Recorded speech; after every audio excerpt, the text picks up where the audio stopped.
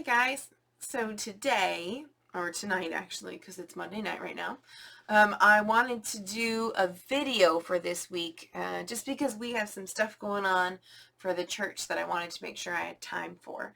And also, because I want to make sure that when sometimes, it doesn't always work out for everybody to have a 3:30 on Wednesday group chat for the kids.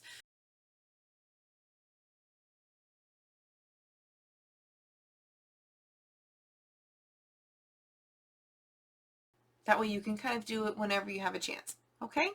So for this week, we are actually taking a little bit from the K1 and 2 classrooms lesson. So if you're in that classroom, later on you may receive something that sounds a bit familiar. Okay, so keep that in mind. And so what we're going to do is, this is a story about King David before he became a king, and his friend Jonathan, and how they became friends and how they became friends for life and were good friends to each other. This is from 1 Samuel, and it actually covers chapter 18, a portion of chapter 18, a portion of chapter 19, and a portion of chapter 20. So we summarized it. We made it a bit shorter. So I'm going to read the story for you, and then I'll go over our little project for this week. Now, keep in mind, I am super not prepared. I drove past the church today when I meant to stop in and grab stuff. So I have only done a little bit of our project, but you'll get sort of an idea of what the project is going to be from my drawings. Okay? So, again, this is about King David before he was the king, and Jonathan, who is the son of King Saul, and how they became friends and how good friends they were to each other. So let me read this for you. David was a boy who knew that God loved him very much. David knew that God would always take care of him. Because David trusted God's love so much, David was very brave. Once, a giant man named Goliath, and I'm sure a lot of us know this story. Once a giant man named Goliath came to fight the best man in the king's army. All of the soldiers in King Saul's army were afraid to fight the giant. David wasn't a soldier, but he heard about Goliath. David was brave. He knew that God would take care of him, so he fought Goliath and killed him. This made David very famous and liked by everyone. At that time, King Saul liked David because he was so brave. Saul asked David to come live with him, so David went to live at King Saul's palace. Can you imagine how cool that would have been for a little kid?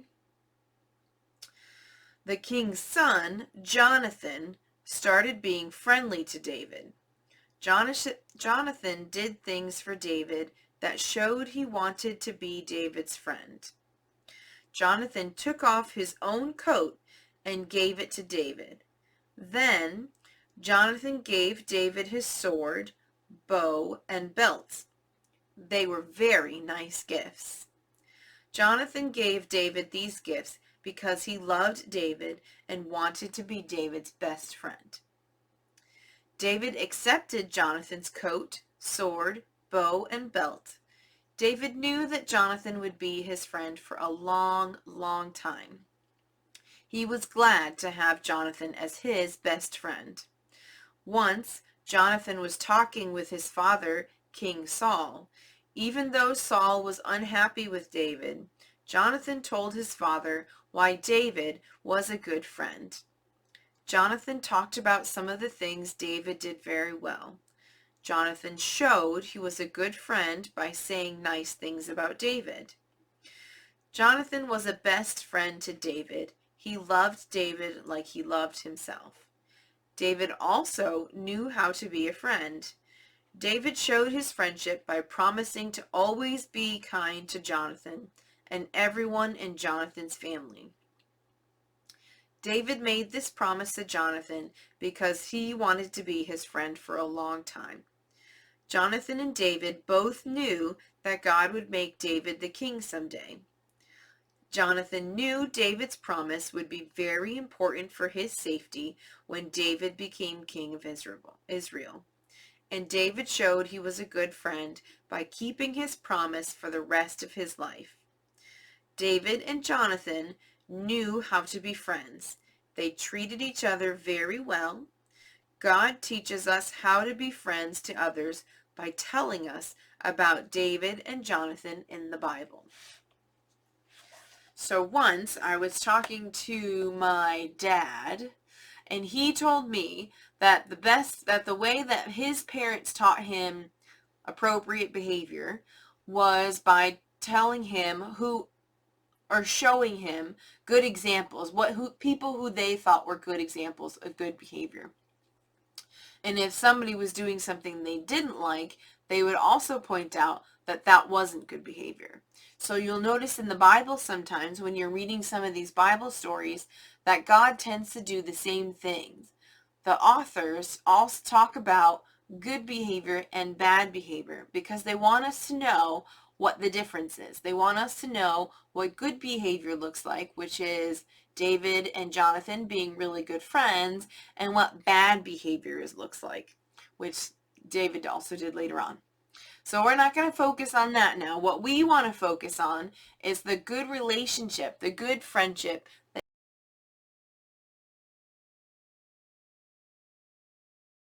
What does a good friend look like?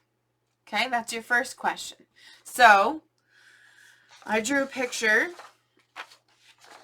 and this is me. See, I have curly hair. See, well, that's not a good sign. I have curly hair. So I made a picture of what a good friend looks like. So I'm a good friend, so I drew a picture of me, right? My second question is, what does a good friend do? So if you remember in our story, Jonathan gave David his coat, his bow, his belt, his something else, I forgot already. He gave him all those things because he wanted David to be protected, and he wanted to show that he was a good friend to David. So I don't have a bow or a belt or anything else like that. But what I do is I can make other people smile. I can be socially distant, which helps people stay healthy and safe.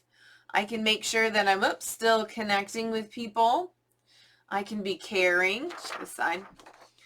I can give air high fives, which also helps with social distancing.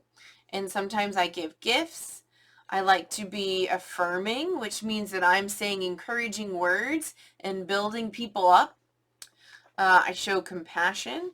I love Jesus. I make people smile. I think I already said that, but that's okay.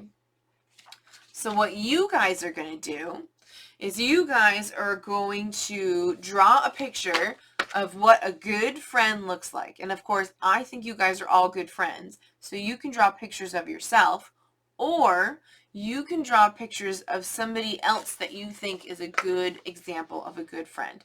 If you have a really good friend, like from school or from a neighbor down the street, you can draw a picture of them and use them as an example of a good friend. Or, like I said, you can use a picture of yourself because you guys are all good friends. Okay?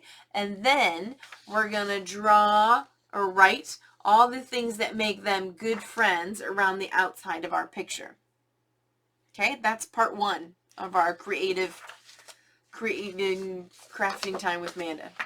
The next part is I want you to think of that friend that maybe if you chose not to use a self-portrait for your photo, for your painting, think of the friend that is a good example of a good friend, okay? If you, like I said, if you decided not to use a self-portrait, if you use somebody else, then maybe that friend could be your person, okay? So think of another friend, a good example of a good friend. Then, with the stuff that I supplied, with the stuff that I dropped off for you, you're going to make a card, okay? So I have printer paper. That's all I got. I'm going to make a card, and I'm going to make a card for my friend. Her name is Manda. Not me. Her name is also Manda. Okay, she's my very good friend. I have other very good friends too that I'll make cards for. But for right now, I'm going to make a card for Amanda because she's going back to work this week. And I think she might need some encouragement. So I'm going to make my card. And I'm going to say, thank you for being my good friend. And then I'm going to decorate it with the stuff that I should have picked up at church today, but I forgot. Okay? And then what you guys are going to do is you guys are going to make your cards and maybe put them in the mail. I can get you guys envelopes if you need, if you don't have any. But why don't you make your card, make it as beautiful as you think your friend is, and then you can send it to them. And that's another way of being a good friend, is by encouraging people and letting them know how much you appreciate them. Okay? So our first step, let's answer our first two questions again. What does a good friend look like? And what does a good friend do?